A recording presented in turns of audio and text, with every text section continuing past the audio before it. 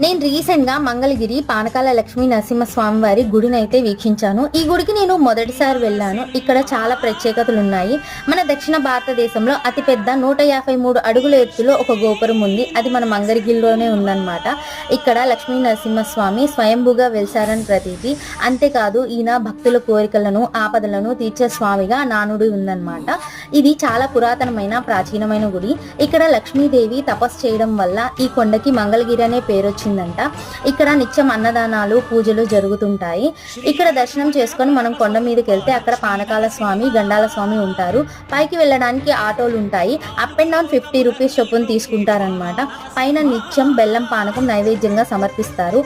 స్వామివారికి సగం పానకం సేవించిన తర్వాత ఒక గుటక శబ్దం వస్తుందంట.